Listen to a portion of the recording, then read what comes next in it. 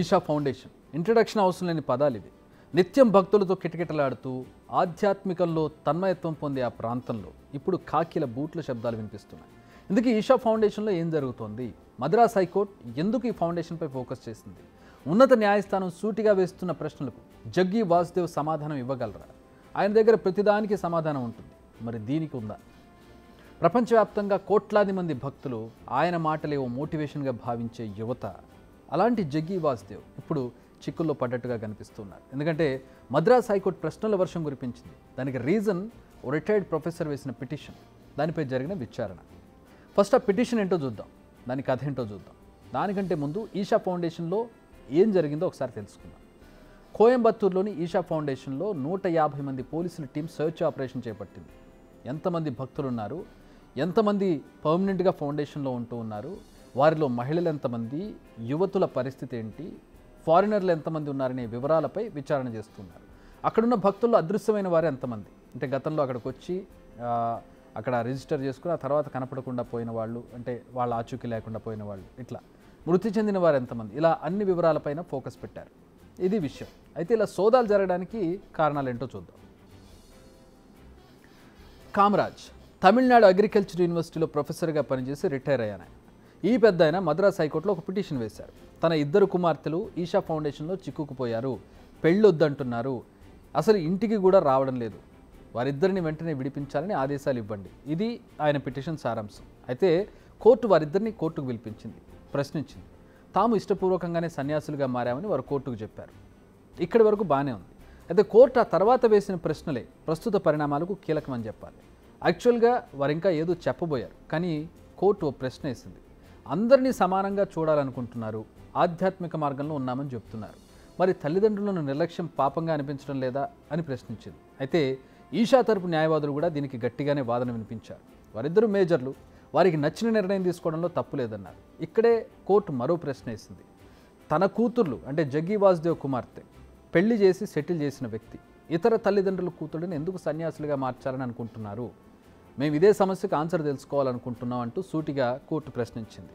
అంతేకాదు, అసలు ఈషా ఫౌండేషన్పై ఇప్పటి వరకు ఉన్న కేసులు ఏంటి, అంటే గతంలో కూడా ఆ కేసులు ఉన్నటువంటి విషయం తెలిసిందే. ఆ కేసులు ఏంటి, వాటి లిస్టును మొత్తం తమ ముందుంచాలని పోలీసులను ఆదేశించింది. అయితే మద్రాస్ హైకోర్టు ఇంత హార్ష్గా ఉండడానికి ఒక రీజన్ కనపడుతుంది. కామరాజ్, అదే పిటిషన్ వేసిన వ్యక్తి, కొన్ని సంచలన ఆరోపణలు చేశారు. యాక్చువల్గా కామరాజ్ పెద్ద కూతురు ఎంటెక్ పూర్తి చేసింది, అది కూడా యూకేలో. 2004లోనే నెలకు ₹1,00,000 వచ్చే జాబ్ చేసేది ఆమె. ఆమెకి ఇంతకుముందు వివాహం కూడా జరిగింది. 2008లో డివోర్స్ అయ్యాయి. ఆ తర్వాత ఆమె ఈషా ఫౌండేషన్లో యోగా క్లాసెస్ అటెండ్ అవ్వడం స్టార్ట్ చేసింది. ఆ తర్వాత తన చెల్లిని కూడా ఈ క్లాసెస్కి తీసుకెళ్ళింది. ఆమె కూడా అక్కబాటలోనే వెళ్ళి పెళ్లి చేసుకోకుండా ఫౌండేషన్కి అంకితం అయిపోయింది. అయితే ఇదంతా జరగడానికి కారణం ఫౌండేషనే అంటాడు ఆ తండ్రి. అంతేకాదు, ఫౌండేషన్లో ఇచ్చే ఫుడ్లో, అక్కడ పెట్టేటటువంటి ఆహారంలో కొన్ని మెడిసిన్స్ వాడతారు. ఆ ఫుడ్ తిన్న తర్వాత వారు ట్రాన్స్లోకి వెళ్ళిపోతున్నారనేది ఆయన ఆరోపణ. అంతేకాదు, ఫౌండేషన్లో బ్రెయిన్ వాష్ చేస్తారు. ఫౌండేషన్లోని డాక్టర్ 12 మంది మైనర్లను వేధించాడు, అతడిపై పోక్సో కేసు నమోదైంది. ఇలా వీటన్నింటినీ విన్న తర్వాతనే కోర్టు విచారణకు ఆదేశించింది. జగ్గి వాసుదేవ్ ఈషా ఫౌండేషన్ను 1992లో స్థాపించారు. అప్పటికే ఆయనకు వివాహమైంది, ఆయనకు ఒక కూతురు కూడా ఉంది. వాసుదేవ్ కూతురు రాధేకు 2014లో వివాహం కూడా జరిపించారు. ఆయన ఆశ్రమాన్ని స్థాపించిన తర్వాత ఆయన సద్గురుగా మారిపోయారు. అంతేకాదు, ఆయన ప్రకృతికి సంబంధించి అనేక ప్రాజెక్ట్స్ చేపట్టారు. Project green hands, rally for rivers, Kaveri calling, save soil, ఇలా అనేక కార్యక్రమాలు ప్రకృతిని కాపాడడానికి చేపట్టారు. 2022లో ఆయన యునైటెడ్ నేషన్స్లో కూడా ప్రసంగించారు. అయితే ఆయన రాజకీయంగా చూస్తే బీజేపీకి అనుకూలంగా ఉంటారన్న ప్రచారం ఉంది.